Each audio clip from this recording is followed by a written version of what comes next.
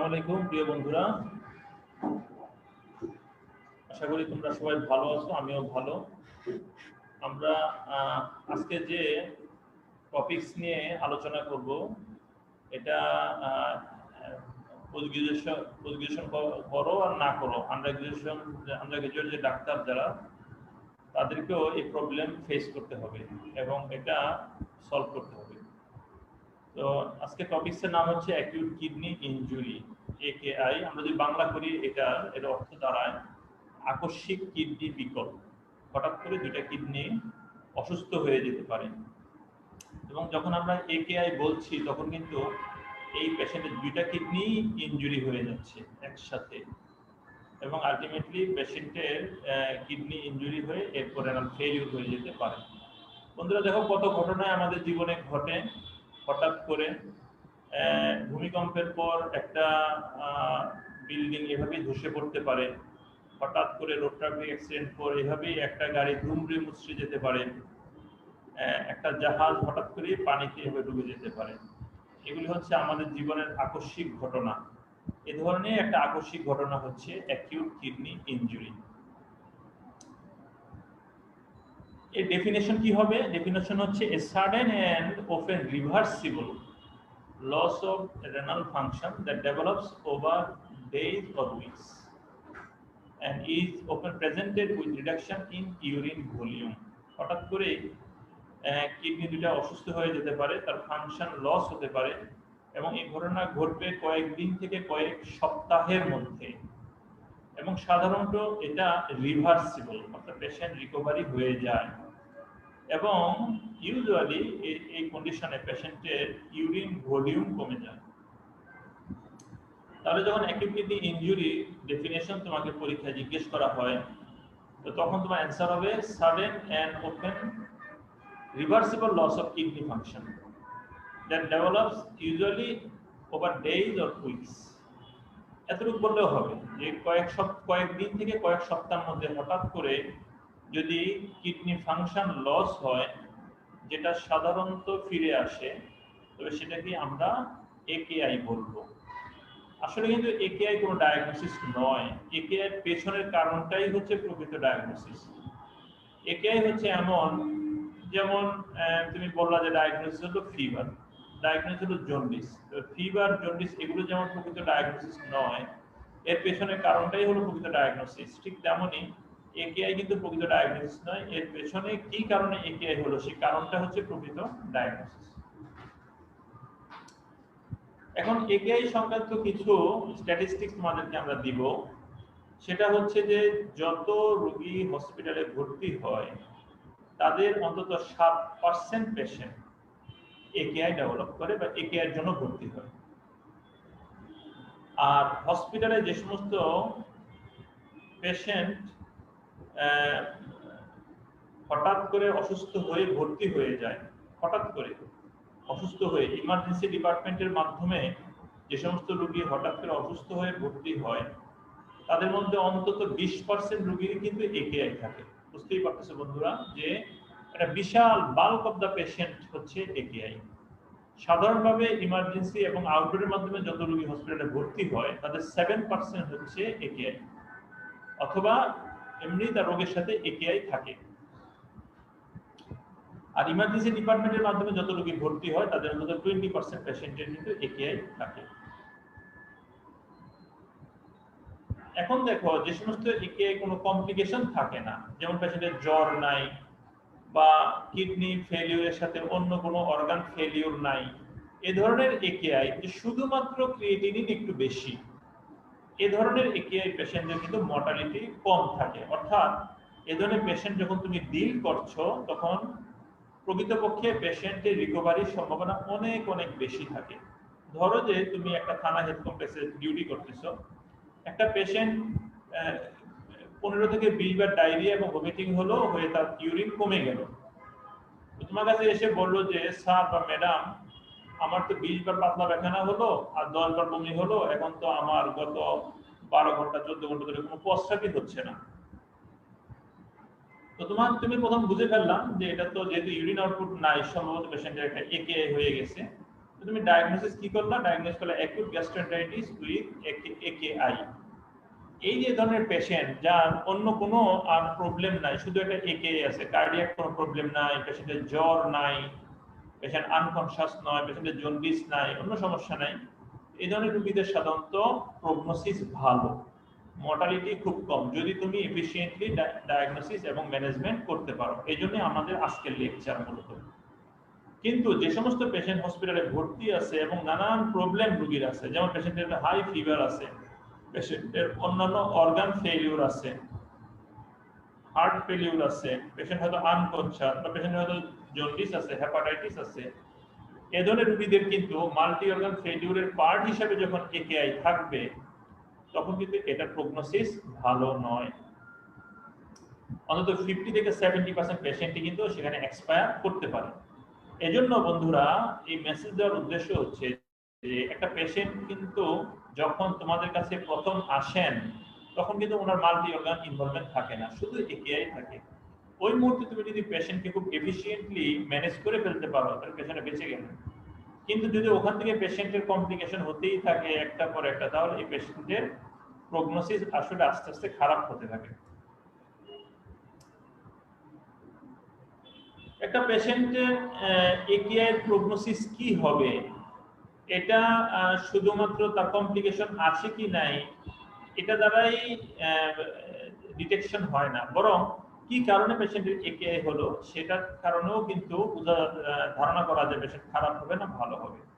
যেমন একটা পেশেন্ট যদি কিডনি টিউবিউলস গুলি নেক্রোসিস হয়ে যায় তাহলে এটা কিন্তু রিলেটিভলি খারাপ। আর যদি এমন যদি হয় পেশেন্টের কিডনি টিউবিউলস গুলি নেক্রোসিস হয় নাই কিন্তু সেখানে ইনফ্লামেশন হয়ে আছে শুধু, তাহলে কিন্তু এটার প্রগনোসিস অতটা খারাপ নয়। বয়স হিসাবে যে সমস্ত পেশেন্ট বয়স্ক পেশেন্ট, এই সমস্ত পেশেন্টের একেআই কিন্তু প্রগনোস্টিক্যালি খারাপ। কারণ হচ্ছে এই পেশেন্টের মাল্টি অর্গান প্রবলেম কিন্তু থাকে, যেমন এনাদের করোনারি হার্ট ডিজিজ থাকতে পারে, ওনাদের হয়তো আগে একটা স্ট্রোক করছিলেন নি, ওনাদের অনেক সময় ডায়াবেটিস থাকে, আগে থেকে কিছুটা কিডনি ইনজুরি থাকে, এবং ওনারা নানান ধরনের ওষুধ খান যেটাকে আমরা পলিফার্মেসি বলি। তো এই সমস্ত কারণে কিন্তু বয়স্ক রোগীদের প্রগনোসিস আসলে একটু খারাপ। ইয়াং পেশেন্টের প্রগনোসিস অবশ্যই ভালো। তাহলে যদি বলা হয় যে তোমার এই একেআই পেশেন্ট, এই পেশেন্টের প্রগনোসিস কিসের উপর নির্ভর করে, তো তুমি বলতে পারো যে পেশেন্টের বয়স, যদি বয়স্ক হয় তাহলে প্রগনোসিস একটু খারাপ হবে, ইয়াং পেশেন্টের সাধারণত প্রগনোসিস ভালো হয়। দ্বিতীয় বিষয় হচ্ছে পেশেন্টের কোমরবিড কন্ডিশন, পেশেন্টের কিডনি রোগ ছাড়া আর কোনো রোগ আছে কিনা, যদি পেশেন্টের কোনো কার্ডিয়াক ডিজিজ থাকে বা অন্য কোনো ডায়াবেটিস থাকে তাহলে এই পেশেন্টের প্রগনোসিস অন্যান্য পেশেন্টের চেয়ে একটু খারাপ হবে।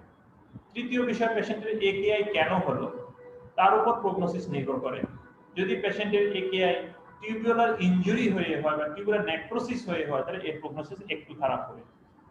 এরপর যে পেশেন্টের একেআই সাথে কোনো কমপ্লিকেশন আছে কিনা, যেমন পেশেন্টের জ্বর আছে কিনা, পেশেন্টের ইলেকট্রোলাইট ইমব্যালেন্স যেমন পটাশিয়াম লেভেল অনেক বেড়ে গেল পেশেন্টের, এগুলি আছে কিনা তার উপরও প্রগনোসিস নির্ভর করছে। এ ধরনের কমপ্লিকেশন যদি থাকে তাহলে পেশেন্টের প্রগনোসিস অবশ্যই কিছুটা খারাপ হবে। এবার আসো বন্ধুরা আমরা একটা আলোচনা করি যে পেশেন্টের কি কি কারণে একেআই হতে পারে। খুব সহজ কারণ এগুলি, তোমরা অনেকেই হয়তো জানো অলরেডি এগুলি, যে পেশেন্টের যদি আমরা একটু চিন্তা করি যে প্রিরেনাল, রেনাল এবং পোস্টেরাল, এই যে তিনটা টার্ম, এগুলি আসলে আমরা কি মিন করতেছি। পেশেন্টের যে রক্তনালীগুলির মাধ্যমে কিডনিতে রক্ত প্রবেশ করে সে রেনাল আর্টারি অ্যারাইজ করে এওর্টা থেকে, এওর্টা আসে হার্ট থেকে, প্রি-রেনাল এরিয়া। ঠিক আছে বন্ধুরা, তাহলে হার্ট, তার থেকে এওর্টা, তার থেকে রেনাল আর্টারি, এই সমস্ত এরিয়াগুলি হচ্ছে প্রি-রেনাল এরিয়া। বস্তুত আসলে কিডনির আগে শরীরের যত এরিয়া আছে সবগুলিকে আমরা প্রি-রেনাল এরিয়া বলতে পারি, কারণ ওই সমস্ত অঙ্গে কোনো প্রবলেম হলে এটা কিডনির উপরে প্রভাব ফেলতে পারে। দ্বিতীয় হচ্ছে রেনাল। রেনাল হচ্ছে পেশেন্টের কিডনি, তো বুঝতেই পারতেছো কিডনি এবং তার ভিতরে আছে, যেমন কিডনির ভিতরে ছোট ছোট ব্লাড ভেসেলস আছে, ইন্টাররেনাল ভেসেলস, তারপরে কিডনির ভিতরে গ্লোমারিউলাস আছে, টিউবিউলস আছে, ইন্টারস্টিশিয়াম আছে, এই সবগুলি হচ্ছে রেনাল এরিয়া। এই সমস্ত এরিয়াতে যদি কোনো রোগ হয় পেশেন্টের একটা অ্যাকিউট কিডনি ইনজুরি হতে পারে। এরপর আসে পোস্ট রেনাল এরিয়া, অর্থাৎ পেশেন্টের কালেক্টিং ডাক্টস, তারপর minor calyx, major calyx, renal sinus, ureter, bladder, তারপরে ইউরেথ্রা, এই সমস্ত এরিয়াতে যদি কোনো রোগ হয় তাহলে আলটিমেটলি কিডনি খারাপ হতে পারে। এটা হলো পোস্ট রেনাল এরিয়া। তাহলে আমরা কিডনি কেন খারাপ হচ্ছে এটা বুঝতে গেলে আমাকে এই প্রি রেনাল, রেনাল এবং পোস্ট রেনাল এরিয়াটা বুঝতে হবে। এখন দেখো বন্ধুরা, প্রি রেনাল একেআই আমরা কখন বলবো? যদি কোনো কারণে শরীরের মধ্যে রক্তের পরিমাণ কমে যায়, ডিহাইড্রেশন হলো, ডায়রিয়া, ভমিটিং হলো, হিমোরেজ হলো, যে কোনো কারণে শরীরের মধ্যে রক্তের পরিমাণ কমে গেল, তাহলেও কিন্তু একেআই হতে পারে। কি হবে?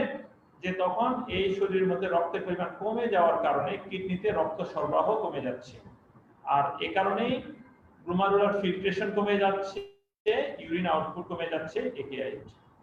এছাড়া অনেক সময় এমন হয় যে রক্তের পরিমাণ সরাসরি কমে নাই, কিন্তু কিডনিতে রক্ত সরবরাহ কমে যেতে পারে, যেমন কার্ডিও রেনাল সিনড্রোম।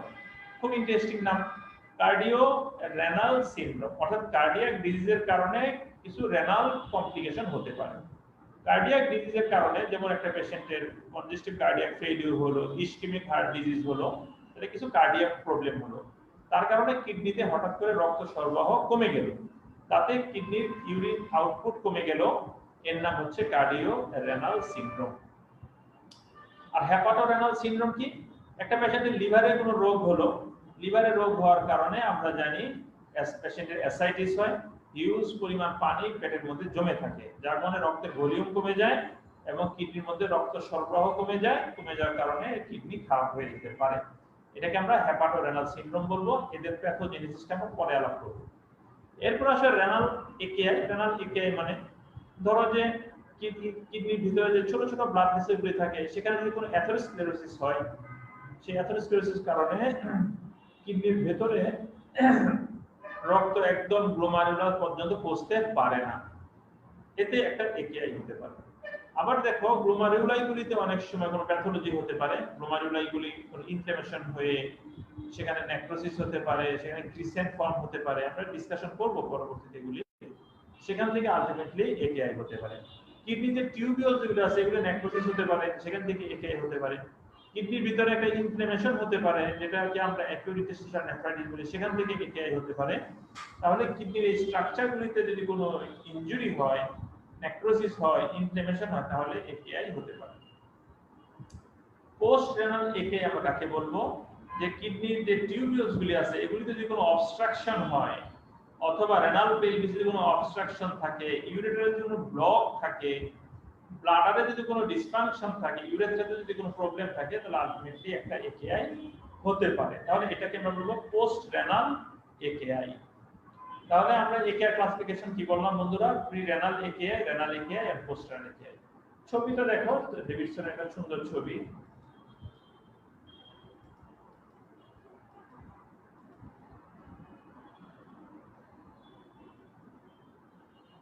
তাহলে কার্ডিয়াক ফেলিউর যদি হয়, হার্ট ফেলিউর, তাহলে প্রি রেনাল একেআই হতে পারে। লিভার ফেলিউর হলে প্রি রেনাল একেআই হতে পারে। সেপ্টিসেমিয়া যদি হয়, তাহলে সেপ্টিসেমিয়া হলে বন্ধুরা কি হয়? ব্লাড ভেসেলগুলো ডাইলেশন হয় এবং রক্ত তখন ব্লাড ভেসেলসের ভিতরে জমে থাকে এবং অর্গানে রক্ত কম যায়, কিডনিতে রক্ত কম যাবে, আলটিমেটলি সেপ্টিসেমিয়া হবে। এছাড়া সেপ্টিসেমিয়ার কারণে সরাসরি কিডনি ইনজুরি হতে পারে।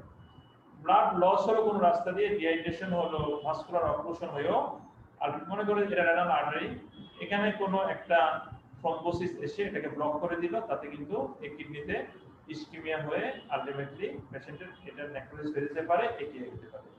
রেনাল একেআই মধ্যে দেখো গ্লোমেরুলার ইনজুরি হতে পারে, ছোট ছোট ব্লাড ভেসেলগুলি ইনজুরি হতে পারে, ইনফ্লামেশন হতে পারে, টিউবিউলস ইনজুরি হতে পারে, ইন্টারস্টিশিয়ামে কোনো ইনফ্লামেশন হতে পারে, এগুলি হয়ে আলটিমেটলি রেনাল একেআই হতে পারে। দেখো ইউরেটারের ছবি দেখা যাচ্ছে, ব্লাডারের ছবি দেখা যাচ্ছে, ইউরেথ্রা, প্রোস্টেট গ্ল্যান্ড, এগুলিতে যদি কোনো ইনজুরি হয়, কোনো ইনফ্লামেশন হয় বা ব্লক হয়, অবস্ট্রাকশন হয়, তাহলে কিন্তু একেআই হতে পারে। এবার আসো বন্ধুরা, আমরা একটু বিস্তারিতভাবে প্র্যাকটিক্যালি জানার চেষ্টা করব, প্র্যাকটিক্যাল সিনারিও সহ। যে তুমি হয়তো কোনো একটা হেলথ কমপ্লেক্সে বা একটা জেলা হসপিটালে বা মেডিকেল কলেজে ডিউটি করছো, ওই অবস্থায় কখন তুমি ভাববে যে এই পেশেন্টের হয়তো একটা একেআই হয়ে গেছে। পেশেন্ট যদি তোমাকে বলেন যে আমার তো প্রস্রাব বন্ধ হয়ে গেছে বা প্রস্রাব হচ্ছে না, তো তখন তো তুমি বুঝে ফেললা যে পেশেন্ট হয়তো একটা কিডনিতে ওটা ইনসাল্ট হয়ে গেছে। কিন্তু যদি এমন হয় যে পেশেন্ট তো বলছেন না বা তুমিও বুঝতে পারছো না বা পেশেন্ট আনকনশিয়াস, তখন কিন্তু বোঝার সুযোগ একটু কম। দেখো বন্ধুরা, এই বাচ্চাটার দিকে খেয়াল করো। এই বাচ্চাটা কলেরাতে ভুগতেছিল, অর্থাৎ তার হিউজ ডায়রিয়া। এই কলেরাতে ভোগার কারণে আলটিমেটলি পেশেন্টের সিভিয়ার ডিহাইড্রেশন হলো, চোখ দুটো বসে গেল পেশেন্টের, পেশেন্ট লেথার্জিক এবং একসময় পেশেন্ট আনকনশিয়াসও হয়ে যেতে পারে। আর আলটিমেটলি দেখো পুয়ার স্কিন টার্গর, অর্থাৎ স্কিন পিচ, তুমি স্কিনকে টান দিয়ে ছেড়ে দাও, গোজ ব্যাক ভেরি স্লোলি, ঠিক আছে। এবং এই অবস্থায় পেশেন্টের দেখো ডিহাইড্রেশন হওয়ার কারণে কিডনিতে রক্ত সরবরাহ কমে যায় এবং আলটিমেটলি এই পেশেন্টের একটা প্রিরেনাল একেআই হতে পারে। তাহলে বন্ধুরা, যখন নাকি কোনো পেশেন্ট ডায়রিয়া ভমিটিং নিয়ে আসবে, তখন তুমি অ্যাকিউট গ্যাস্ট্রাইটিসের চিকিৎসাটা অবশ্যই দিবে, কিন্তু পাশাপাশি তোমাকে মাথায় রাখতে হবে যে পেশেন্টের তো একটা একেআই থাকতে পারে। এই একেআই যদি থাকে বন্ধুরা, তাহলে কিন্তু ইলেকট্রোলাইট ইমব্যালেন্স হয়ে যায় পেশেন্টের, আর ইলেকট্রোলাইট ইমব্যালেন্স হয়ে যাওয়ার কারণে পেশেন্টের সাডেন ডেথ হতে পারে। এজন্য এই সমস্ত ডায়রিয়া ভমিটিং পেশেন্ট অনেক ক্ষেত্রে দেখা যাচ্ছে যে তুমি ডায়রিয়া এবং ভমিটিং ম্যানেজ করার মধ্যে বিজি থাকলা, কিন্তু পেশেন্টের যে একটা একেআই হয়ে ইলেকট্রোলাইট ইমব্যালেন্স হয়ে গেল, তাদের পেশেন্ট হঠাৎ মারা যেতে পারে, সেদিকে হয়তো অনেক সময় আমাদের খেয়াল যায় না। এজন্য তোমাকে তোমার হিডেন মাইন্ডে, অর্থাৎ তোমার অ্যাকিউট গ্যাস্ট্রাইটিস ম্যানেজমেন্টের পাশাপাশি তোমাকে ওই পেশেন্টের ক্রিয়েটিনিনটাও দেখে নিতে হবে এবং পেশেন্টের ইলেকট্রোলাইট দেখে নিতে হবে। বিশেষ করে একেআই পেশেন্টের কিন্তু পটাশিয়াম লেভেল কমেও যেতে পারে, বেড়েও যেতে পারে। দুইটাই খুব হার্মফুল, দুইটাই কিন্তু কার্ডিয়াক অ্যারিথমিয়া করে এবং আলটিমেটলি সাডেন কার্ডিয়াক ডেথ করতে পারে। এজন্য বন্ধুরা, তুমি যদি এই পেশেন্টদের ম্যানেজমেন্টের মধ্যে এই বিষয়টাকে তুমি বিবেচনায় না আনো, অর্থাৎ একটা পেশেন্টের ক্রিয়েটিনিন না পাঠিয়ে দাও, ইলেকট্রোলাইট না করো, তাহলে তুমি এই পেশেন্টের চিকিৎসা করার যে কোনো মুহূর্তে, যে কোনো সময় তুমি তোমার পেশেন্টকে হারাতে পারো। এই জন্য অবশ্যই যদি বলা পরীক্ষা জিজ্ঞেস করা হয় যে যদি একটা পেশেন্ট তোমার কাছে ডায়রিয়া ভমিটিং নিয়ে আসে, তাহলে তুমি পেশেন্টকে যদি ইনভেস্টিগেশন করতে চাও, তাহলে দুইটা টেস্ট করো যে পেশেন্টের জন্য ম্যান্ডেটরি। তাহলে সেই দুইটা টেস্ট হচ্ছে সিরাম ক্রিয়েটিনিন এন্ড ইলেকট্রোলাইটস। ঠিক আছে বন্ধুরা, স্টুল কালচার এই সেই এগুলি কিন্তু ইম্পর্টেন্ট না মোটেও, কারণ এগুলি একটা ম্যানেজমেন্ট, এম্পিরিক্যাল ম্যানেজমেন্টে পেশেন্ট ইমপ্রুভ করে যায় বেশিরভাগ ক্ষেত্রে। ডায়রিয়ার জন্য অ্যান্টিবায়োটিক অ্যাজিথ্রোমাইসিন, এটা আমাদের ওয়ার্ড বয়রা পর্যন্ত জানে, কিন্তু এটা তারাই ম্যানেজ করে ফেলতে পারে। কলেরা হসপিটালে নিয়ে গেলে কিন্তু মেডিকেল অ্যাসিস্ট্যান্টরা এগুলি ম্যানেজ করে। তাকে ডক্সিসাইক্লিন 3টা খাওয়ানো যেতে পারে, সিপ্রোফ্লক্সাসিন খাওয়ানো যেতে পারে, অ্যাজিথ্রোমাইসিন 2টা ট্যাবলেট খাওয়া দেওয়া যেতে পারে, স্যাকনিডাজল খাওয়া যেতে পারে। ম্যানেজমেন্ট কিন্তু আমাদের, কিন্তু তারা যেটা জানে না, আর তোমার এবং তাদের মধ্যে যে ব্যবধান, সেটা হচ্ছে তুমি যে জিনিসটা ভিতরে হিডেন অবস্থায় আছে সেটা সম্বন্ধে তুমি চিন্তা করছো, যেটা ওই সমস্ত লোকেরা চিন্তা করে না। এজন্য বন্ধুরা, তোমাকে অবশ্যই পেশেন্টের এই ডায়রিয়া ভমিটিং এর চিকিৎসার পাশাপাশি একটা ক্রিয়েটিনিন, একটা ইলেকট্রোলাইট পাঠিয়ে দিতে হবে এবং তার রেজাল্ট আর্জেন্ট তোমাকে বলতে হবে যে আর্জেন্ট প্লিজ। রেজাল্ট চলে আসার পর তুমি এই পেশেন্টের যদি পটাশিয়াম কমে যায়, পটাশিয়াম সাপ্লিমেন্ট দিতে হবে তোমাকে, পটাশিয়াম বেড়ে গেলে হাইপারক্যালেমিয়ার ইমার্জেন্সি ম্যানেজমেন্ট দিতে হবে। ঠিক আছে বন্ধুরা, আমরা অবশ্যই মনে রাখবো এটা। তাহলে আমরা দেখলাম যে পেশেন্ট যদি কোনো ভমিটিং ডায়রিয়া নিয়ে আসে, তাহলে আমাকে পেশেন্টের একেআই নিয়ে ভাবতে হবে। পেশেন্টের বার্ন নিয়ে আসলো, পেশেন্টের ধরো যে 70% বার্ন হয়ে গেল, 80% বার্ন হয়ে গেল, বার্ন ইউনিটে পেশেন্ট ভর্তি হলো, এখন বার্ন নিয়ে সবাই বিজি, বার্নের চিকিৎসা করতেছে। ওইদিকে পেশেন্টের বার্ন থেকে কিন্তু স্কিন থেকে এই যে সমস্ত বার্ন স্কিন, এগুলিতে কিন্তু কেরাটিন না থাকার কারণে হিউজ পানি বের হয়ে চলে যায়। এই পানিটা ইনসেন্সিবল লস, দেখা যায় না। এই পানি বের হয়ে চলে যাওয়ার কারণে পেশেন্ট আলটিমেটলি ডিহাইড্রেটেড হয়ে গেল এবং পেশেন্টের কিন্তু একেআই হয়ে যেতে পারে। এই জন্য এই সমস্ত বার্ন পেশেন্টের ক্ষেত্রে তোমার অবশ্যই ভলিউম ডিপ্লিশন আছে কিনা, ডিহাইড্রেশন আছে কিনা, একেআই হলো কিনা, এটা তোমার বিবেচনায় নিতে হবে। একই কথা হেমোরেজের জন্য প্রযোজ্য। দেখো এই বাচ্চাটা বিশাল একটা বার্ন নিয়ে আসলো পেশেন্টের, এই বার্ন ম্যানেজমেন্ট তো তুমি করবাই, কিন্তু পাশাপাশি তোমাকে এই পেশেন্টের ডিহাইড্রেশন এই বিষয়টাও মাথায় রাখতে হবে। হেমাটোমেসিস হচ্ছে পেশেন্টের, অবশ্যই হেমাটোমেসিস মেলিনা চিকিৎসা করবে, পাশাপাশি এর কথা মাথায় রাখবে। এরপর আসো কি কি ওষুধ। এই পেশেন্ট একজন বয়স্ক পেশেন্ট, অনেক ক্ষেত্রে রেগুলার কিছু মেডিসিন খান, উনি হয়তো থায়াজাইড ডায়াবেটিক সবসময় খান, উনি এসি ইনহিবিটর খেতে পারেন, এআরবি খেতে পারেন, উনি হয়তো কোনো কারণে এনএসআইডি খান আর্থ্রাইটিসের জন্য, হয়তো কোনো কারণে কন্ট্রাস্ট মিডিয়া ইউজ করতে হলো ওনার জন্য, অথবা হয়তো উনি ট্যাক্রোলিমাস সাইক্লোস্পোরিন এই জাতীয় ওষুধ ওনাকে খেতে হয়। তো এই ওষুধগুলি অনেক সময় পেশেন্টরা রেগুলার মেডিসিন হিসেবে নিতে পারেন, কখনো কখনো স্বল্প সময়ের জন্য নিতে পারেন। এই ওষুধগুলি কিন্তু বন্ধুরা যদিও অত্যন্ত গুরুত্বপূর্ণ মেডিসিন, কিন্তু এগুলি কিন্তু একেআই করতে পারে। বিশেষ করে ডায়াবেটিক্স যদি দেওয়া হয় তাহলে পলিউরিয়া হতে পারে, আর পলিউরিয়া কিন্তু আলটিমেটলি একেআই করতে পারে। এসি ইনহিবিটর, এআরবি এরা খুব ভালো অ্যান্টিহাইপারটেনসিভ ড্রাগ, কিন্তু এরা তোমরা জানো যে ভ্যাসোডাইলেটেশন করে কিন্তু আলটিমেটলি জিএফআর কমায় দিতে পারে। এনএসআইডি তো জানোই পেইন কিলার, কিডনির জন্য হার্মফুল হতে পারে। কন্ট্রাস্ট মিডিয়ার কথা তোমাদের জানা আছে। আমরা এখন দুইটা সিনড্রোম নিয়ে কথা বলবো, তোমাদের অনেকের খুব পছন্দের এই টার্ম সিনড্রোম, হেপাটোরেনাল সিনড্রোম এবং কার্ডিওরেনাল সিনড্রোম। এটা একটু পোস্ট গ্রাজুয়েশন লেভেলের পড়াশোনা হলেও আলটিমেটলি এই রোগগুলি তোমাদের কাছে যে কোনো সময় আসতে পারেন। একটা ধরো যে এটা একটা লিভারের ছবি আমরা দেখালাম, এখানে একটা পেশেন্টের অথবা chronic liver disease with ascites আছে। এই অবস্থায় এই পেশেন্টের কিন্তু নাইট্রিক অক্সাইডের পরিমাণ বেশি থাকে। এই নাইট্রিক অক্সাইডের পরিমাণ বেশি থাকার কারণে স্প্ল্যাঙ্কনিক ভ্যাসোডাইলেশন হয়ে আলটিমেটলি এখানে অনেক ব্লাড পুলিং হয়ে থাকে। বন্ধুরা, এই স্প্ল্যাঙ্কনিক ভেসেলগুলি ডাইলেটেড হয়ে থাকে এবং তার ভিতরে শরীরের একটা বিরাট রক্তের ভলিউম ওখানে জমা থাকে, যার কারণে তার সিস্টেমিক সার্কুলেশনে রক্তের পরিমাণ কম থাকে। এই কারণে কিন্তু ক্রনিক লিভার ডিজিজের পেশেন্টের ব্লাড প্রেশার কম থাকে। মনে রাখবে অলওয়েজ এই কথাটা, যে ক্রনিক লিভার ডিজিজের রোগীদের কিন্তু ব্লাড প্রেশার একটু কম থাকে, কারণ হচ্ছে তাদের রক্তগুলি সিস্টেমিক সার্কুলেশনে কম থাকে, ওইদিকে পোর্টাল সার্কুলেশন বা স্প্ল্যাঙ্কনিক সার্কুলেশনে এদের রক্তগুলি একটু বেশি থাকে ভ্যাসোডাইলেশন হওয়ার জন্য।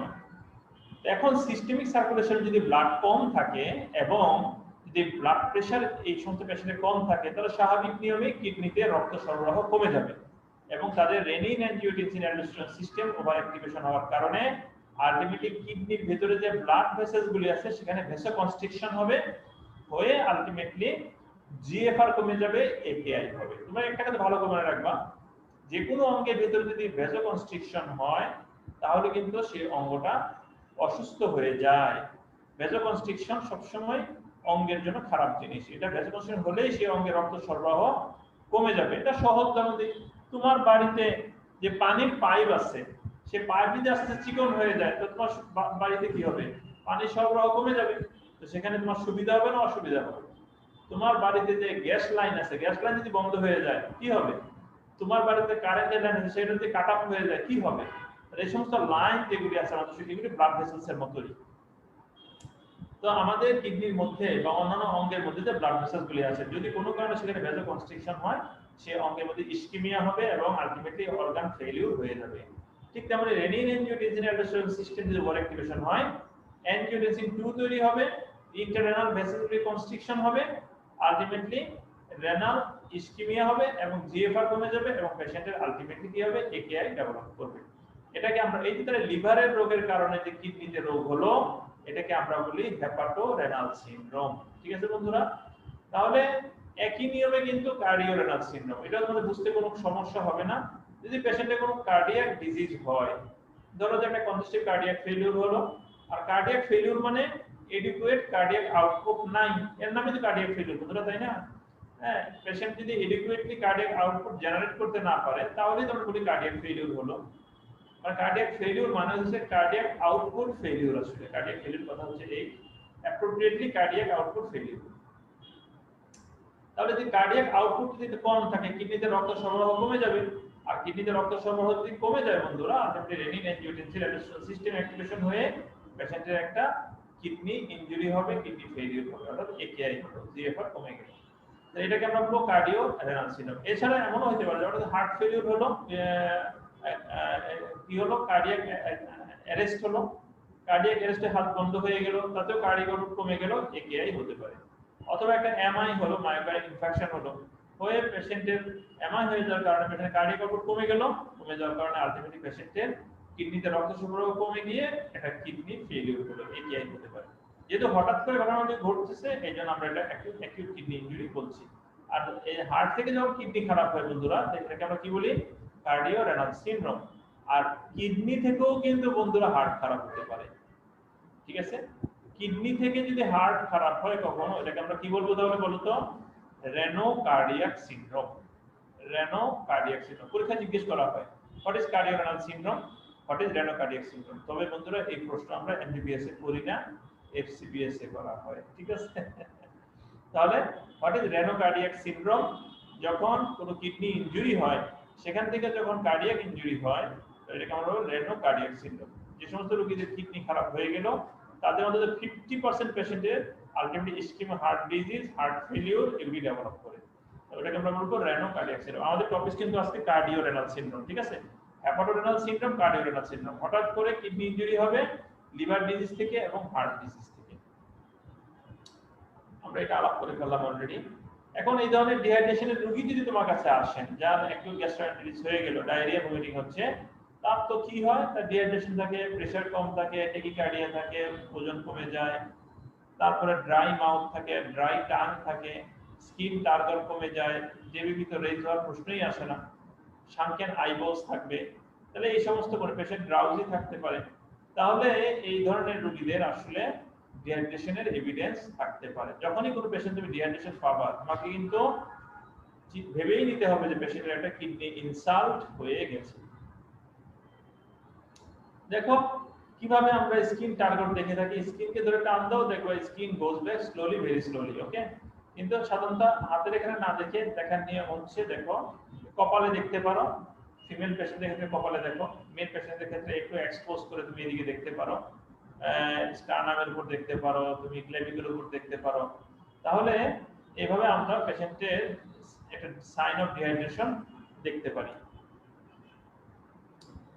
একটা শর্ট ইনভেস্টিগেশন আমরা বলবো প্রি-রেনাল একেআই এর জন্য। আসলে এটা আমরা পরে ডিটেইলস আলোচনা করব, কিন্তু এখানে শর্ট ইনভেস্টিগেশন বলার উদ্দেশ্য হচ্ছে যে প্রি-রেনাল একেআই এর চুম্বক পয়েন্ট কোনটা ইনভেস্টিগেশনে।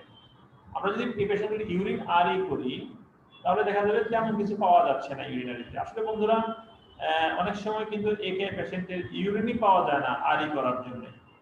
যদি পেশেন্টের অ্যানিউরিয়া নিয়ে আসে, তুমি ইউরিনারি কিভাবে করবা? যদি পেশেন্ট এমন হয় যে কিছু ইউরিন পাওয়া গেল, তখন তুমি সেটা কালেকশন করে পাঠিয়ে দিতে পারো, তেমন কিছু আসবে না এখানে, ইউরিনারি নরমাল আসবে প্রি-রেনাল একেআইতে।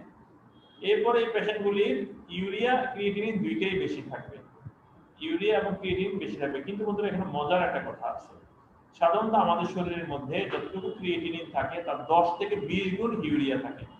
এটা একটা রেশিও, ক্রিয়েটিনিন যা হয় তার থেকে 10 থেকে 20 গুণ ইউরিয়া থাকে। ধরো যে একজন পেশেন্টের ক্রিয়েটিনিন হচ্ছে 1, তাহলে তার ইউরিয়া থাকবে কত? 10 থেকে 20। কিন্তু পেশেন্টের যখন ডিহাইড্রেশন থাকে, তখন যদি ইউরিয়ার পরিমাণটা তুলনামূলকভাবে অনেক বেড়ে যায়, অনেক বেড়ে যায়। ধরো যে এই পেশেন্টের প্রি-রেনাল একেআই এর জন্য ক্রিয়েটিনিন হলো 4, তাহলে হিসাব অনুযায়ী এই পেশেন্টের ইউরিয়া হওয়া উচিত 440 থেকে 80 মিলিগ্রাম, অবশ্যই মিলিগ্রাম। তাহলে ক্রিয়েটিনিন যদি 4 মিলিগ্রাম হয়, তার ইউরিয়া হওয়া উচিত 40 থেকে 80 মিলিগ্রাম। কিন্তু যদি প্রি-রেনাল একেআই হয়, তার ইউরিয়া হবে 200 মিলিগ্রাম। আমরা জানি ডিহাইড্রেশনে ইউরিয়া বেড়ে যায়, ঠিক আছে? যেহেতু ডিহাইড্রেশন থাকে পেশেন্টের কাছে, ইউরিয়াটা ক্রিয়েটিনিনের তুলনায় অনেক অনেক বেশি হয়। যখন দেখবা যে ক্রিয়েটিনের তুলনায় ইউরিয়া অনেক বেশি, ক্রিয়েটিনিনের 10 থেকে 20 গুণ হবে ইউরিয়া। এর মানে ক্রিয়েটিনিন যদি 4 হয়, তাহলে 10 গুণ হলে ইউরিয়া হবে কত? 40। হ্যাঁ 40, 40 থেকে 10 গুণ থেকে 20 গুণ 80। হ্যাঁ ঠিকই আছে, কিন্তু এখানে দেখা যাবে 200 হয়ে গেছে ইউরিয়া। তাহলে যখন দেখবা যে এই রেশিও ফলো করছে না, ক্রিয়েটিনিনের তুলনায় ইউরিয়া অনেক অনেক বেশি হয়ে যাচ্ছে, তখন বুঝতে হবে যে এই পেশেন্টের সম্ভবত এটা প্রি-রেনাল একেআই। এরপর তুমি দেখতে পাবে, তুমি যদি পেশেন্ট ইউরিন ফর সোডিয়াম করো, দেখবে যে ইউরিনের মধ্যে সোডিয়াম নাই বললেই চলে। কেন? শরীর চেষ্টা করবে সোডিয়ামকে রেখে দেওয়ার জন্য। বন্ধুরা একটা মূলনীতি বলে দিয়ে আজকে, খুব মজার মূলনীতি। সোডিয়ামকে বলা হয় শরীরের সোনা, শরীরের গোল্ড, স্বর্ণ, গোল্ড অফ দা বডি, শরীরের জন্য অত্যন্ত প্রয়োজনীয় উপাদান। শরীরের সমস্ত অ্যাকশন পোটেনশিয়াল সোডিয়াম দিয়ে হয়। যখন নাকি কোনো পেশেন্টের এই ডিহাইড্রেশন হয়, ভমিটিং হলো, ডায়রিয়া হলো, প্রচুর সোডিয়াম ওই দিক দিয়ে বের হয়ে চলে গেল, ভমিটিং এর সাথে ডায়রিয়ার সাথে অনেক সোডিয়াম চলে যাওয়ার কারণে শরীরের মধ্যে সোডিয়ামের ঘাটতি হয়ে গেল, তখন কিডনি চেষ্টা করবে যে সোডিয়াম রেখে দেওয়ার জন্য, যেহেতু অনেক লস হয়ে গেছে। যেমন এমন যদি হয় যে তোমার অনেক টাকা, বেশ কিছু টাকা ছিনতাই হয়ে গেল, তুমি মাসে হয়তো 50,000 টাকা বেতন পাও, 50,000 টাকার মধ্যে দেখা গেল যে 30,000 টাকা ছিনতাই হয়ে গেল, বাকি 20,000 টাকা তুমি গনে গনে খরচ করবে, হিসাব করে করে খরচ করবে, যেখানে প্রয়োজন নাই সেখানে খরচ করবে না, যেখানে প্রয়োজন সেখানে অল্প করে খরচ করার চেষ্টা করবে, অর্থাৎ ওই 20,000 টাকা তুমি ছাড়তে যাবে না হাত থেকে। ঠিক তেমনই শরীরের মধ্যে যে সোডিয়াম আছে, যেহেতু এটা ভমিটিং এর সাথে ডায়রিয়ার সাথে চলে গেছে শরীর থেকে, কাজে বাকি যে সোডিয়াম প্রস্রাবের চলে যাওয়ার কথা সেটা কিডনি রেখে দেওয়ার চেষ্টা করে। এই জন্য ইউরিনের মধ্যে সোডিয়ামের পরিমাণ অনেক কমে যায় এবং fractional excretion of sodium less than 1%, অর্থাৎ যত সোডিয়াম যাইতো তার লেস দেন 1% সোডিয়াম ইউরিন দিয়ে পাস করে। মানে সোজা কথা, কিডনি চেষ্টা করবে ইউরিনের সাথে যেন সোডিয়াম যেতে না পারে, ইউরিন প্লাস প্রায় সোডিয়াম মুক্ত যেন থাকে, সোডিয়াম যেন ইউরিনে যেন সোডিয়াম কম থাকে সেটা চেষ্টা করা হবে। তাহলে এগুলি যদি তুমি পাও তাহলে তুমি ভাবতে পারো যে হয়তো আমার পেশেন্টের একটা প্রিরেনাল একেআই হয়ে গেছে। সেক্ষেত্রে তোমার ম্যানেজমেন্ট প্ল্যান সম্পূর্ণ আলাদা। যে কারণে প্রিরেনাল একেআই হলো, cardiac cause, liver cause, medicine বা ড্রাগ কজ, এগুলি ডায়রিয়া, ভমিটিং, বার্ন, হেমোরেজ, ওইগুলি চিকিৎসা মূলত তোমায় করতে হবে। আর এদিকে দেখতে হবে যে একেআই কোনো কমপ্লিকেশন হচ্ছে কিনা। যদি না হয় তাহলে আলটিমেটলি এই একেআই কিন্তু মূল রোগের চিকিৎসার সাথে সাথে এমনি ভালো হয়ে যাবে। কিন্তু যদি এই একেআইয়ের সাথে একেআইয়ের কমপ্লিকেশন হয়ে গেল, ইলেকট্রোলাইট ইমব্যালেন্স হয়ে গেল বা সেপসিস হয়ে গেল, তাহলে কিন্তু বন্ধুরা এটা আবার খুব কমপ্লিকেটেড হয়ে গেল। তখন এই পেশেন্টের ম্যানেজমেন্ট অনেক এক্সপেন্সিভ এবং অনেক টাইম কনজিউমিং হবে। হ্যাঁ, আমরা আজকে রেনাল একেআই অল্প কিছু ক্লাসিফিকেশন করব, এটা নিয়ে খুব বেশি ডিসকাশন করব না আজকে, অল্প সময় আছে আমাদের হাতে। রেনাল কজেস অফ একেআই সবচেয়ে ইম্পর্টেন্ট কারণ হচ্ছে অ্যাকিউট টিউবুলার নেক্রোসিস, অর্থাৎ কিডনির টিউবিউলসগুলি যদি মরে যায়, কিডনি টিউবিউলগুলি যদি নেক্রোসিস হয়ে যায় তাহলে কিন্তু আমরা বলবো অ্যাকিউট টিউবুলার নেক্রোসিস। ওকে, যে সমস্ত কারণে প্রি-রেনাল একেআই হয়, ওই কারণগুলি যদি তুমি সঠিকভাবে আইডেন্টিফাই করে ম্যানেজমেন্ট না করো তাহলে আলটিমেটলি সেটা একটা রেনাল একেআই হয়ে যাবে। বন্ধুরা কি হলো বিষয়টা, একটা পেশেন্টের ডায়রিয়া হলো, ভমিটিং হলো, এই তুমি খুব দ্রুত যদি ডায়রিয়া ভমিটিং এর চিকিৎসা করে এটাকে ব্যাক টু পেশেন্টের রিকভারি যদি হয়ে যায় এবং প্রেসার যদি পেশেন্ট ইমপ্রুভ করে যায় তাহলে আলটিমেটলি এই পেশেন্টের আর রেনাল একেআই হবে না। কিন্তু এমন যদি হয় পেশেন্টের যে ডায়রিয়া ভমিটিং হলো, বাড়িতেই হলো 20 বা 30 বার, তোমার কাছে আসতে পেশেন্ট অনেক দেরি করলো, 4-5 দিন পর মনে হলো যে না ডাক্তার সাহেবের কাছে যাই, ডাক্তার সাহেবের কাছে আসলেন, ততদিনে উনি অনেক দেরি করলেন, তুমি দেখলে যে পেশেন্টের কমপ্লিকেশন হয়ে গেল, পেশেন্টের ডায়রিয়া ভমিটিং ভালোই হচ্ছে না, তুমিও অ্যান্টিবায়োটিক দিলা, অনেক কিছু করলা, কিন্তু ইমপ্রুভ করছে না পেশেন্টের ডায়রিয়া ভমিটিং, তখন কিন্তু পারসিস্টেন্টলি পেশেন্টের ব্লাড প্রেশার কম থাকে, কম থাকার কারণে পেশেন্টের কিডনিতে রক্ত কম যায় এবং আলটিমেটলি পেশেন্টের প্রিরেনাল একেআই থেকে এটা রেনাল একেআই হয়ে গেল, অর্থাৎ কিডনিতে রক্ত সরবরাহ কমে যাওয়ার কারণে কিডনি টিউবুলার সেলগুলি ইনজুরি হয়ে নেক্রোসিস হয়ে গেল। ঠিক আছে বন্ধুরা, এটাই হচ্ছে অ্যাকিউট টিউবুলার নেক্রোসিস। একইভাবে সেপসিস, একটা পেশেন্টের সেপসিস মানে যে কোনো জায়গায় সেপসিস হলো, হয়তো নিউমোনিয়া হলো পেশেন্টের, একটা ইউটিআই হলো, টাইফয়েড হলো, যে কোনো কারণে পেশেন্টের সেপসিস হয়ে সেপ্টিসেমিয়া হলো, ব্লাড প্রেশার কমে গেল, এখন এই পেশেন্টকে খুব ভালো ম্যানেজমেন্ট দেওয়া হলো না, কিছু অ্যান্টিবায়োটিক দেওয়া হলো, কিছু রিকভারি হলো, আবার পেশেন্ট খারাপ হলো, অ্যান্টিবায়োটিক রেজিস্ট্যান্ট হয়ে গেল, ব্লাড প্রেশার কমে গেল, এই পর্যায়ে পেশেন্টের কিডনিতে ইস্কিমিয়া, এটা রিকভারি যদি না হয় তাহলে আলটিমেটলি পেশেন্টের সেখান থেকে কিডনি টিউবুলার সেলগুলি ইস্কিমিক নেক্রোসিস হয়ে যায়, আর নেক্রোসিস হওয়ার কারণে আলটিমেটলি এই পেশেন্টের একটা রেনাল একেআই হয়ে গেল, অর্থাৎ এই পেশেন্টের এখন এর রিকভারিতে অনেক সময় লাগবে। এবং এটা অনেক এক্সপেন্সিভ চিকিৎসা হয়ে গেল এবং টাইম কনজিউমিং চিকিৎসা হয়ে গেল। এই পর্যায়ে পেশেন্টের চিকিৎসা অনেক কমপ্লিকেটেড হয়ে গেল। কাজে এই ক্লাসিফিকেশন তখনই আমাদের কাজে লাগবে যখন আমরা একটা পেশেন্টকে প্রি-রেনাল একেআই থেকে আর একেআই তে যেতে দিব না। যখনই প্রি-রেনাল একেআই হলো, প্রম্পট ডায়াগনোসিস তুমি করবে। এই রোগীগুলো তোমার কাছে প্রথমে আসবে কিন্তু বন্ধুরা, প্রম্পট ডায়াগনোসিস করবে, করে দ্রুত তার প্রেশারকে রেস্টোরেশন করার চেষ্টা করবে, অর্থাৎ প্রেশারটা যেন আবার নর্মাল পজিশনে ফিরে আসে। তার জন্য ফ্লুইড দিয়ে বিভিন্ন চিকিৎসার মাধ্যমে এই পেশেন্টের প্রেশারটাকে ব্যাক করে নিয়ে আসার চেষ্টা করবে। এতে পেশেন্টের প্রি-রেনাল একেআই রেনাল একেআই তে আর প্রোগ্রেস করবে না। ঠিক আছে, দেখো বন্ধুরা কি চমৎকার একটা ছবি। এটা হচ্ছে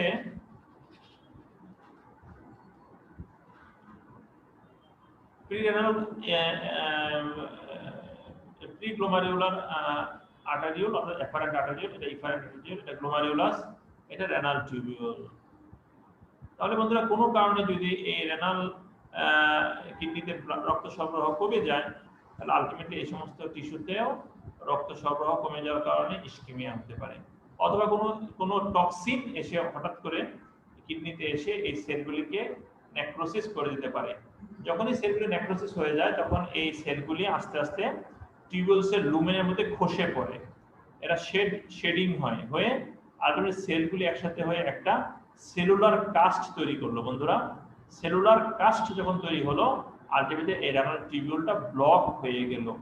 আর রেনাল টিউবিউল যখন ব্লক হয়ে যায়, তখন এখানে যে ফিল্ট্রেশন হয়ে যে কন্টিনিউয়াস যে প্রস্রাব তৈরি হচ্ছিল, এই প্রস্রাব এখানে এসে আটকে গেল।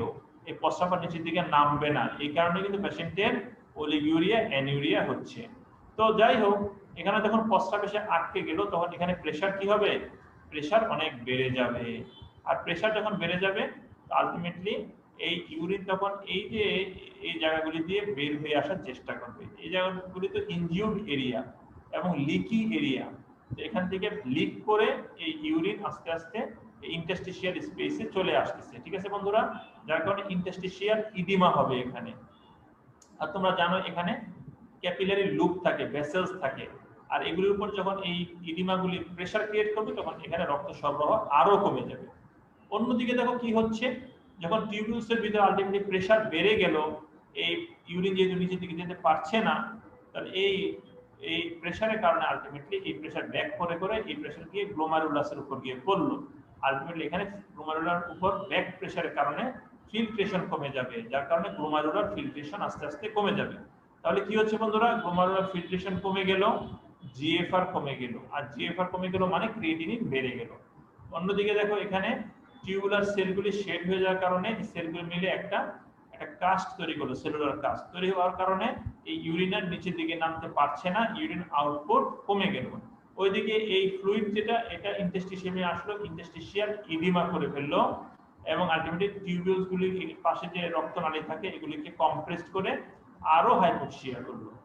ঠিক আছে বন্ধুরা, এবং আলটিমেটলি কি হচ্ছে, এই কিডনির ভিতরে অনেক বেশি প্রেসার তৈরি হলো এবং জিএফআরও কমে যাচ্ছে। তাহলে এই সমস্যাগুলি আলটিমেটলি সবগুলি বেশিরভাগ নেফ্রনে বা অনেক নেফ্রনের মধ্যেই হয়। যত বেশি নেফ্রনে হবে সেটা প্রগনোসিস তত বেশি খারাপ, আর যত অল্প নেফ্রনে হবে তত প্রগনোসিস অল্প খারাপ। ঠিক আছে, তাহলে এটা হচ্ছে অ্যাকিউট টিউবুলার নেক্রোসিস, এটিএন। এই ঘটনা হঠাৎ করে হয়, যেন অ্যাকিউট টিউবুলের মধ্যে হয়, যেন টিউবুলার এবং সেলুলার নেক্রোসিস হয়ে যায়, এজন্য নেক্রোসিস, অ্যাকিউট টিউবুলার নেক্রোসিস। বন্ধুরা, এখান থেকে তুমি কি ধারণা করতে পারো এর সমাধান কি? হ্যাঁ, সমাধান হচ্ছে এই কাস্ট আস্তে আস্তে কিন্তু ডিজেনারেশন হয়ে চলে যেতে হবে। এই কাস্ট ডিজেনারেশন তো তোমার আমার হাতে নাই, এই কাস্ট আস্তে আস্তে ডিজেনারেশন হবে সময়ের সাথে সাথে এবং আস্তে আস্তে এটা ইউরিন দিয়ে চলে যাবে, এই জন্য এটা সময় নেবে। অন্যদিকে দেখো এই সেলগুলো কিন্তু রিজেনারেট করতে পারে, তো এখান থেকে নতুন সেল তৈরি হবে, হয়ে এই বেসমেন্ট মেমব্রেনের উপরে এই সেলগুলো একটা পর একটা ব্লকের মতো করে বসবে, ইটের মতো করে বসতে থাকবে, বসে আলটিমেটলি নতুন করে এই রেনাল টিউবিউল তৈরি হবে। তাহলে দুইটা ঘটনা ঘটতে হবে, তাহলে নতুন করে টিউবুলার সেলগুলি তৈরি হয়ে নতুন টিউবিউল তৈরি হইতে হবে, এটা একটা ঘটনা।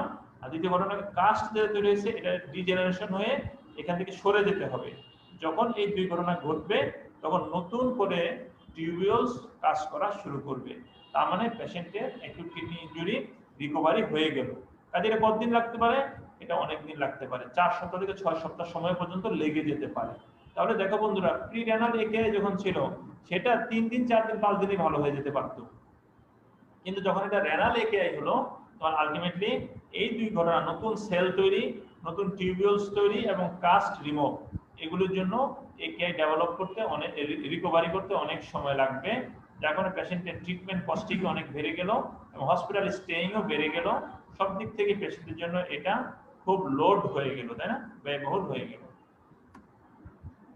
ওই ছবিটা আমরা দেখাচ্ছি, দেখো বন্ধুরা, এই দেখো রেনাল টিউবুলার সেল, এটা এই সেলগুলি খসে পড়লো, খসে নেক্রোসিসে খসে গিয়ে এই সেলগুলি একটা সেলুলার কাস্ট তৈরি হলো, করে এই টিউবুলার ব্লকেজ হয়ে গেল।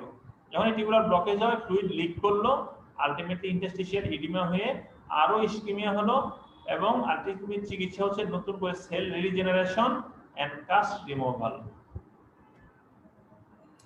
অ্যাকিউট টিউবুলার নেক্রোসিস কয় রকম? দুই রকম হতে পারে, একটা ইসকেমিক টাইপ আর একটা টক্সিক টাইপ। ইসকেমিক টাইপ হচ্ছে যদি কিডনিতে রক্ত সরবরাহ কমে যাওয়ার কারণে যদি টিউবুলার সেলগুলো নেক্রোসিস হয়, এটাকে বলা হয় ইসকেমিক টাইপ। যেমন ডায়রিয়া, ভমিটিং হলো বা কখনো পেশেন্টের হিমোরেজ হলো, পেশেন্ট শকে চলে গেল, তাতে কিডনির মোটামুটি অনেক এরিয়াতেই ইসকেমিয়া হয়ে নেক্রোসিস হয়ে যাবে। কিন্তু টক্সিক টাইপ যেটা, টক্সিক টাইপ হলো যেমন পেশেন্ট তোমার রেডিও কন্ট্রাস্ট দেওয়া হলো, বা পেশেন্ট হয়তো বা কোনো ব্যাঙের ছাতার স্যুপ খাইলো, ঠিক আছে, ফাঙ্গাসের স্যুপ খেলো পেশেন্ট, তাহলে এগুলো অনেক সময় টক্সিক হতে পারে। সেই টক্সিনগুলি এখানে এসে দেখো ফিল্ট্রেশন হয়, ফিল্ট্রেশন হয়ে আলটিমেটলি এই প্রক্সিমাল এরিয়াগুলিতে বেশি নেক্রোসিস করে, ডিস্টাল এরিয়াগুলি বেঁচে যায়। ঠিক আছে বন্ধুরা, এটা তো খুবই স্বাভাবিক যে যেখানে টক্সিন থাকবে তার আশেপাশের সেলগুলি বেশি ইনজুরি হবে। পুলিশ একটা লাঠি নিয়ে জনতাকে পিটানি শুরু করলো, কোন লোকগুলি বেশি পিটানি খাবে? যারা পুলিশের খুব কাছাকাছি থাকবে, লাঠির কাছাকাছি থাকবে, তারাই তো পিটানি বেশি খাবে, নাকি যারা আন্দোলনে অনেক দূরে ছিল? বন্ধুরা, এগুলো তোমাদের নিজেদের উপর নিও না, আমি জাস্ট এক্সাম্পল দিচ্ছি। তো যদি আন্দোলনে যারা দূরে ছিল তারা তো পুলিশের পিটানি খেতে হলো না, তারা দৌড় দিয়ে চলে গেল, কিন্তু যারা একদম কাছাকাছি ছিল তাদেরকে আলটিমেটলি পুলিশের পিটানি খেতে হলো। তাহলে একইভাবে এখানে যে টক্সিনগুলি, এই টক্সিনগুলি রেনাল ভেসেলস দিয়ে এসে আলটিমেটলি গ্লোমেরুলাসে ফিল্ট্রেশন হলো, হয়ে যখন এরিয়াতে এখানে প্রথমে টিউবুলসে চলে আসলো, তখন এই টিউবুলার সেলগুলিতে এই টক্সিনগুলি বেশি কনসেন্ট্রেশনে থাকার কারণে এই সেলগুলি বেশি ইনজুরি হলো। আর ধীরে ধীরে আস্তে আস্তে এগুলি কনসেন্ট্রেশন কমে যাবে এবং পরবর্তীতে ইনজুরি কম হবে। তাহলে টক্সিক টাইপ এবং ইসকেমিক টাইপের মধ্যে একটু ব্যবধান আছে, কিন্তু ম্যানেজমেন্টের দিক থেকে খুব বেশি ব্যবধান নেই আসলে। তাহলে আমরা এটা ডিসকাস করে ফেললাম। দেখো বন্ধুরা, কিভাবে অ্যাকিউট টিউবুলার নেক্রোসিস ডেভেলপ করে। এখানে দেখো টিউবুলার অবস্ট্রাকশন বা ব্লক হচ্ছে কাস্ট দিয়ে, টিউবুলার ব্যাক লিক হচ্ছে, ইন্টারস্টিশিয়ামে ইডিমা হচ্ছে এবং সেখানে ইনফ্লামেশন হতে পারে, আর আলটিমেটলি ভেজোকনস্ট্রিকশন হতে পারে। আলটিমেটলি পেশেন্টের জিএফআর কমে যাবে এবং পেশেন্টের পলিউরিয়া হবে। ওকে, কিছু কিছু মেডিসিন আছে যারা সরাসরি কিডনি টিউবিউলসে গিয়ে ইনজুরি করতে পারে এবং নেক্রোসিস করতে পারে। খুবই জনপ্রিয় মেডিসিন অ্যামাইনোগ্লাইকোসাইড, জেন্টামাইসিন, অ্যামিকেসিন, টোপ্রামাইসিন, নিটেলমাইসিন, এই সমস্ত মেডিসিন যেগুলি আছে এরা আলটিমেটলি টিউবুলার সেলগুলিকে যে সরাসরি নেক্রোসিস করতে পারে। আমরা জানি এই সমস্ত সেল টিউবুলের ভিতরে ঢুকে গিয়ে প্রথম অ্যাটাক করে মাইটোকন্ড্রিয়াকে। অ্যাটাক করে, মাইটোকন্ড্রিয়া হচ্ছে সেলের পাওয়ার হাউস। হ্যাঁ, এই পাওয়ার হাউসকে যখন ডিস্ট্রয় করে দিল তখন আলটিমেটলি সেলটা মরে গেল। তুমি দেখো, যখন কোনো অ্যাপার্টমেন্টের মধ্যে সাব স্টেশন থাকে নিচতলায়, তোমরা জানো, এই সাব স্টেশন দিয়ে কেউ যদি একদম এটাকে যদি ভেঙে ফেলে তাহলে আলটিমেটলি ওই বাড়িতে বিদ্যুৎ সরবরাহ বন্ধ, আর তাহলে এই বাড়িতে লোক আর থাকতে পারবে না, বের হয়ে চলে আসবে সবাই। একইভাবে সিস প্লাটিন, এখানে প্লাটিনাম থাকে, হেভি মেটাল, এটাও টিউবুলার সেলগুলো ইনজুরি করতে পারে। মিথোট্রিক্সেট টিউবুলার সেল ইনজুরি করে। কন্ট্রাস্ট মিডিয়াম, এটা সরাসরি টিউবুলোটক্সিক হতে পারে। দেখো বন্ধুরা, এই ছবিটা খুব ইন্টারেস্টিং ছবি। এই ভদ্রলোক একজন অ্যাথলেট, দৌড় শুরু করলো কি করলো না, একটু দৌড়ানোর পর দেখা গেল যে সে মাটিতে তা পড়ে গেল। আসলে কি ঘটনা ঘটলো দেখো, এই ভদ্রলোক, এই ইয়াং ছেলে, সে এক্সারসাইজ করতেছে, এক্সারসাইজ করতে গিয়ে একটা দুর্ঘটনা ঘটতে পারে। সেই দুর্ঘটনার নাম হচ্ছে র‍্যাপডোমায়োলাইসিস। এটা কিন্তু সত্যি ছবি বন্ধুরা। বার্সেলোনা স্পেনে 2012 সালে যে সেখানে যে সম্ভবত অলিম্পিক ছিল একটা, সেখানে এই ঘটনা ঘটছিল। আলটিমেটলি র‍্যাপটোমায়োলাইসিস হয়ে গেল। এর র‍্যাপটোমায়োলাইসিস হলো অর্থাৎ স্কেলেটাল মাসল ইনজুরি হলো এবং মাসল থেকে মায়োগ্লোবিন বের হলো। মায়োগ্লোবিনের মধ্যে প্রচুর আয়রন থাকে তোমরা জানো। এটা আলটিমেটলি রক্তের মধ্যে ঘুরতে ঘুরতে ঘুরতে ঘুরতে ঘুরতে ঘুরতে ঘুরতে ঘুরতে ঘুরতে ঘুরতে ঘুরতে ঘুরতে ঘুরতে ঘুরতে কিডনির মধ্যে চলে গেল। কিডনিতে গিয়ে এই iron containing myoglobin kidney tubular সেলগুলিকে ড্যামেজ করে দিতে পারে এবং সেখান থেকে আলটিমেটলি যে সমস্ত টিউবুল ব্লক হয়ে যায় সেখান থেকে তো ইউরিন আসবে না, কিন্তু যেগুলো ব্লক পরিপূর্ণভাবে হয় না সেখানে কিছু ইউরিন আসবে। সেই ইউরিনটা তুমি কালেক্ট করলে এখানে তার মধ্যে আয়রন থাকার কারণে দেখো আলটিমেটলি ইউরিন কালার কেমন কালো হয়ে গেছে, তাই না বন্ধুরা? তাহলে এই ধরনের রোগী যখন এসে বলবে যে আমার প্রস্রাবের রং কালো হচ্ছে, কোকা কোলার মতো হচ্ছে, পোর্ট ওয়াইনের মতো হচ্ছে, তখন বুঝতে হবে সম্ভবত পেশেন্টের র‍্যাপটোমায়োলাইসিস হতে পারে। ঠিক আছে, দেখো বোঝার কোনো সুযোগ নাই বাইরে থেকে। দেখো এই লোক কিন্তু মর্নিং ওয়াকে বের হয়েছে, হাঁটতেছে, তার মধ্যে হঠাৎ করে র‍্যাপটোমায়োলাইসিস হতে পারে। এই ভদ্রলোক কিছু ওষুধ খাননি, এই ওষুধ কিন্তু র‍্যাপটোমায়োলাইসিস করতে পারে। যেমন তোমরা জানো স্ট্যাটিন গ্রুপের মেডিসিন, ফেনোফাইব্রেট গ্রুপের মেডিসিন, এরা কিন্তু আলটিমেটলি র‍্যাপটোমায়োলাইসিস করতে পারে এবং সেখান থেকে কিডনি ইনজুরি হতে পারে। স্ট্যাটিন সরাসরি কিডনি ইনজুরি করে না, অ্যাটোবাস্টাটিন, রোসুবাস্টাটিন এরা সরাসরি কিডনির জন্য প্রবলেম না, কিন্তু এরা র‍্যাপটোমায়োলাইসিস করে আলটিমেটলি কিডনি ইনজুরি করতে পারে। তাহলে এইভাবে র‍্যাপটোমায়োলাইসিসের মাধ্যমে অ্যাকিউট কিডনি ইনজুরি বা অ্যাকিউট কিডনি শাটডাউন হতে পারে। দেখো তুমি বাইরে থেকে কি বুঝবে পেশেন্টে? দেখো তো একটা ইয়াং ছেলে হয়তোবা সে কোনো এক্সারসাইজ করতে গেছে, কিছু করতে গেছে, এই শোল্ডারে হঠাৎ করে খুব পেইন। তুমি ডাক্তার সাহেব তোমার কাছে আসলেন, বলেন যে আমার এখানে প্রচন্ড ব্যথা হচ্ছে, আমি এক্সারসাইজ করতে গেছিলাম, জিমে গেছিলাম, জিমে যাওয়ার পরে ঘটনা ঘটছে। বাইরে দিয়ে তুমি হাত দিয়ে দেখলা যে এখানে খুব টেন্ডার এই এরিয়াটা, তুমি সিপিকে করো, সিপিকে ক্রিয়েটিন ফসফোকাইনেজ, দেখবা যে ওটা মানে হাই, বাস তোমার সন্দেহ হয়ে গেল এটা তো সম্ভবত র‍্যাপটোমায়োলাইসিস হলে। দেখি তো কিডনির কি অবস্থা, এটা ক্রিয়েটিনিন করে দেখো, মোটামুটি পেয়ে যাবে তুমি অ্যাকিউট কিডনি ইনজুরি। বন্ধুরা, অ্যাকিউট কিডনি ইনজুরি কিন্তু তোমাকে আর্লি স্টেজে যদি ডায়াগনোস করতে পারো, এটা তোমার ক্যারিয়ারটা বিশাল একটা ক্রেডিট যে তুমি আর্লি স্টেজে ডায়াগনোস করতে পারলে, কারণ এটা তখন ম্যানেজমেন্ট অনেক ইজি হয়ে যায়। ঠিক আছে বন্ধুরা, আমরা খুব বেশি সময় নিব না। দেখো একটা স্কেলেটাল মাসল, সেখান থেকে দেখো মায়োগ্লোবিন বের হয়ে আসলো। এই মায়োগ্লোবিন আলটিমেটলি রক্তনালী দিয়ে ঘুরতে ঘুরতে কিডনিতে ঢুকে গেল। কিডনিতে যখন ঢুকলো, এই মায়োগ্লোবিন আলটিমেটলি সরাসরি মায়োগ্লোবিন কাস্ট করে এই টিউবিউলগুলোকে ব্লক করে দিতে পারে এবং টিউবুলার ইনজুরি করে অ্যাকিউট টিউবুলার নেক্রোসিস করতে পারে। এছাড়া আরো অনেক প্রসেস আছে, সেখানে টিউবুলার সেলগুলো অ্যাপোপ্টোসিস করতে পারে, করে আলটিমেটলি অ্যাকিউট কিডনি ইনজুরি করতে পারে। ঠিক আছে বন্ধুরা? ওরে বাবা, এটা সাপ দেখা যাচ্ছে এখানে। তাহলে সাপও কি কিডনি খারাপ করতে পারে, ইনজুরি করতে পারে? হ্যাঁ বন্ধুরা, অ্যাকিউট কিডনি ইনজুরি স্নেক বাইটের কারণে হতে পারে। এই যে দেখো স্নেক বাইট, যখনই স্নেক বাইট একটা এরিয়াতে হলো, পায়ের মধ্যে কিছু বাইট মার্ক দেখা যাচ্ছে, তুমি তখন শুধু এটার ম্যানেজমেন্ট নিয়ে বিজি। ওদিকে পেশেন্টের কিডনি ফেলিউর হয়ে হাইপার ক্যালিমিয়া হয়ে অর্থাৎ ইলেকট্রোলাইট ইমব্যালেন্স হয়ে পেশেন্ট যায় অবস্থা। কাজে তোমাকে ওভারঅল চোখ কান খোলা রাখতে হবে। তুমি এই পেশেন্টের স্নেক বাইটের ম্যানেজমেন্ট তো দিবাই, অ্যান্টিভেনম থেরাপি অবশ্যই দিবে, কিন্তু পাশাপাশি তোমাকে এই পেশেন্টের অ্যাকিউট কিডনি ইনজুরি হলো বলে খেয়াল রাখতে হবে। দেখো পেশেন্টের পাটা কিভাবে ফুলে যাচ্ছে আস্তে আস্তে। যখনই এই পেশেন্টের স্নেক বাইট হয় এবং যদি পেশেন্ট পয়জনাস স্নেক হয় এবং যদি পয়জন ছেড়ে দেয়, তাহলে আলটিমেটলি পেশেন্টের এখানে র‍্যাপটোমায়োলাইসিস হয়ে যেতে পারে। হয়ে আলটিমেটলি পেশেন্টের হিমোলাইসিস হতে পারে, র‍্যাপটোমায়োলাইসিস হতে পারে, এমনিতেই সফট টিস্যু ইনজুরি তো হয়। এগুলির কারণে কিন্তু অ্যাকিউট কিডনি ইনজুরি হতে পারে। দেখো স্নেক ভেনম কি করতেছে, ডাইরেক্ট টিউবুলার ইনজুরি করতে পারে, হিমোলাইসিস করতে পারে, তারপরে র‍্যাপটোমায়োলাইসিস করতে পারে, মাসল ইনজুরি করতেছে, এখানে ডিআইসি করতে পারে, হিমোরেজ করতে পারে, ভাস্কুলাইটিস, অনেক কিছু করতে পারে। আলটিমেটলি দেখো টিউবুলার নেক্রোসিস করছে। অন্যদিকে দেখো স্নেক ভেনমের এগেইনস্টে অ্যান্টিবডি তৈরি হয়, সেই অ্যান্টিবডি অ্যান্টিজেন অ্যান্টিবডি একসাথে হয়ে কমপ্লেক্স তৈরি করে গ্লোমারুলার ইনজুরি করতে পারে। অন্যদিকে দেখো স্নেক বাইটের কারণে কিছু সাইটোকাইন সিরিজ হয়, সেগুলো ইন্টারস্টিশিয়াল নেফ্রাইটিসও করতে পারে।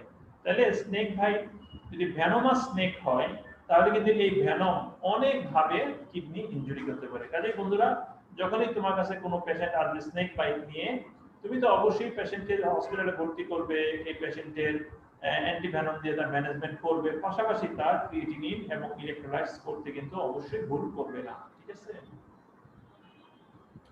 তাহলে আমরা দেখতে পাচ্ছি যে কিডনি ইনজুরির রেনাল কজগুলির মধ্যে আমরা র্যান্ডোমাইলাইসিসের কথা আলোচনা করলাম, স্নেক বাইটের কথা আলোচনা করলাম। এছাড়া একটা রোগ আছে ইন্ট্রাভাস্কুলার হিমোলাইসিস। আমরা যেটা ম্যালেরিয়াতে অনেক সময় পাই, ব্ল্যাক ওয়াটার ফিভার আমরা এটাকে বলি। তো কি হচ্ছে, ম্যালেরিয়া যখন হয় তোমরা জানো এই ম্যালেরিয়ার জীবাণুগুলি আরবিসির ভিতরে থাকে এবং হিমোলাইসিস করতে পারে এবং যখন পেশেন্ট এনিমিক হয়ে যায় এবং হিমোলাইসিস ইন্ট্রাভাস্কুলার হিমোলাইসিস হওয়ার কারণে এই হিমোগ্লোবিন গুলি তখন বের হয়ে আসে এবং রক্তের মধ্যে এরা ঘুরতে ঘুরতে ঘুরতে ঘুরতে কিডনিতে চলে যায় এবং তোমরা জানো হিমোগ্লোবিনের মধ্যে আয়রন থাকার কারণে আলটিমেটলি সেখানে টিউবুলার ইনজুরি হয় এবং অ্যাকিউট টিউবুলার নেক্রোসিস হতে পারে।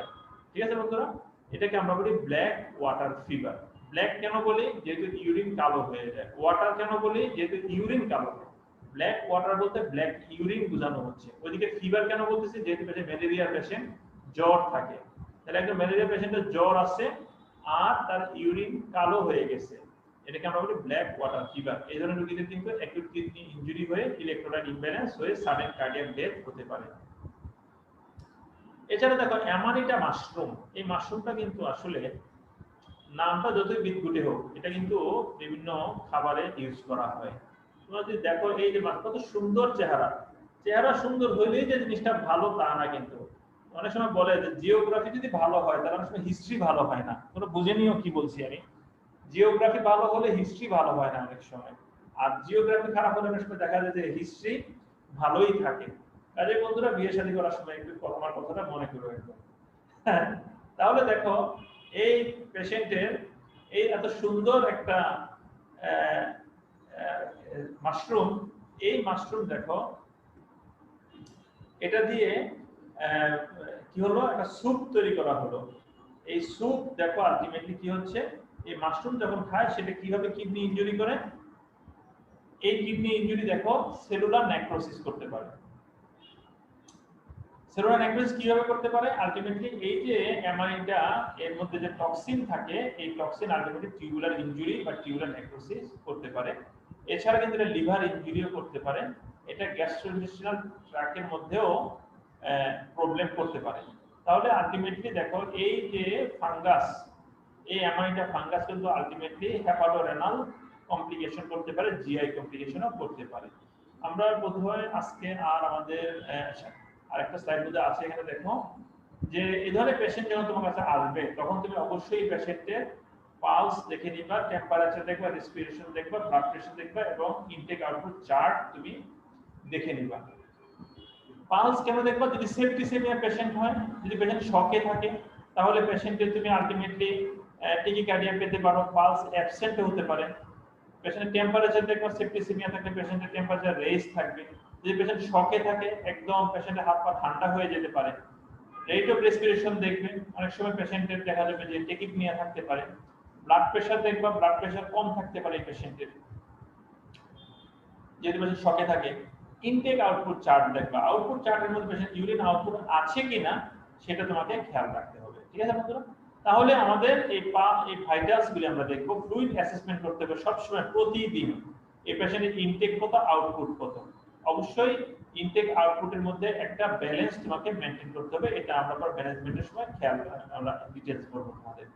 এছাড়া দেখো যে লিম্বে স্নেক বাইট হলো বা যে লিম্বে র্যাপটোমায়োলাইসিস হলো, এই সমস্ত জায়গার মধ্যে কোনো কম্পার্টমেন্ট সিনড্রোম হলো কিনা এটা আমাকে দেখতে হবে। যদি কোনো লিম্বের মধ্যে কম্পার্টমেন্ট সিনড্রোম হয়, অর্থাৎ ওই লিম্বের মধ্যে ইডিমা হলো, হয়ে ফুলে গেল, তাহলে কিন্তু লিম্বের ভিতরে যে ব্লাড ভেসেলস গুলি আছে সেগুলি কিন্তু ইসকেমিক নেক্রোসিস হতে পারে।